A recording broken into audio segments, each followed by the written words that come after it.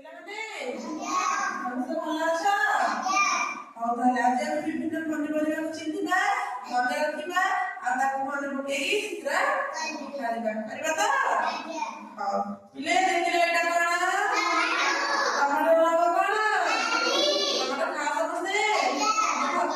ତମ ଘରକୁ ସମସ୍ତେ ଆଣୁଛ ଟମାଟୋ କିଣିକି? ଠିକ ଅଛି। ଏଇଟା କଣ? ବାଇଗଣ ରଙ୍ଗ କଣ? ଆଉ କୋଉ ରଙ୍ଗର ବାଇଗଣ ମିଳେ? ଆଉଷ ବାଇଗଣ? ଏଇଟା କଣ ଖାଇବି? ମୂଳା ରଙ୍ଗ କଣ? ମୂଳା ରଙ୍ଗ ଧଳା ମୂଳା ଖାଇଛ? ଆଉ ଏଇଟା କଣ ପିଲେ? କଲରା ରଙ୍ଗ କଣ? ସବୁଜ ରଙ୍ଗ ଖାଇଲେ। ହଉ ଏଇଟା କଣ ପିଲେ? କଖାରୁ ରଙ୍ଗ ମକାକୁ ଖାଅ? କେମିତି ଖାଅ? ପୋଡ଼ିକି ହଉ ତାହେଲେ ଏଇଟା ପିଲେ? ଗାଜର ରଙ୍ଗ କଣ? ଗାଜର ସମସ୍ତେ ଖାଉଥିବ? ଗାଜରକୁ କଞ୍ଚାରେ ମଧ୍ୟ ଖିଆଯାଏ। ହଉ ତାହେଲେ ଏଇଟା ପିଲେ? କଖାରୁ ରଙ୍ଗ କଣ? ହଳଦିଆ। କଖାରୁ ସବୁ କଣ କରେ? କଖାରୁ କଣ ହୁଏ? ଡାଲମା ହୁଏ, ତରକାରୀ ହୁଏ, ନାଇଁ?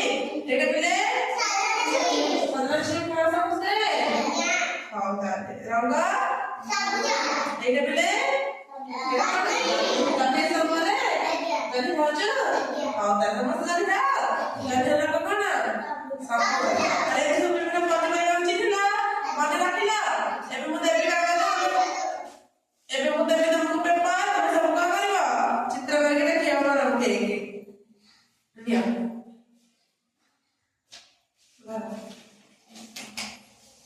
ଚିତ୍ର କରି ମତେ ଦେଖେଇବ ସବୁ ହେଲା। ଏବେ କରିକି ଦେଖାଅ। ସେ ଯାହା ବୁଝା ଦେଇଛି ସେଇଟାରେ କରିକି ଦେଖାଅ। ସେଠି ଯାହା କରିକି ଚିତ୍ର କର ବସିକି। ଯାହା ପରିବାର ଶିଖେଇଲି ମନେ ପକେଇ କର। ଯେ କରିସାରିବା ଗୋଟେ କରିବ ଦେଖେଇବ।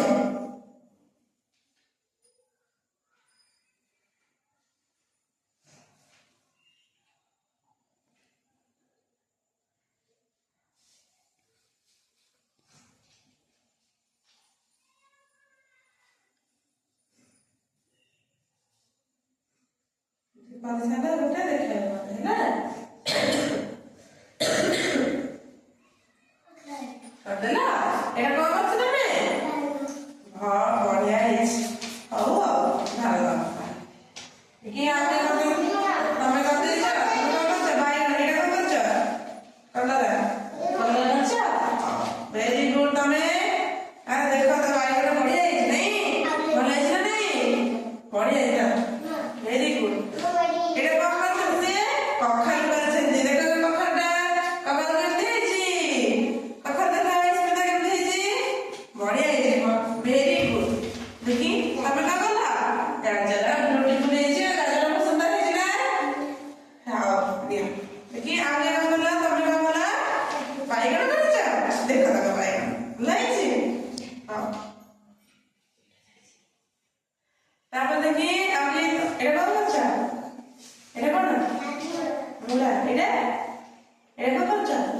ବାଇଗଣ। ଦେଖ ଭଲ ଲାଗୁଛି ସେ ବାଇଗଣ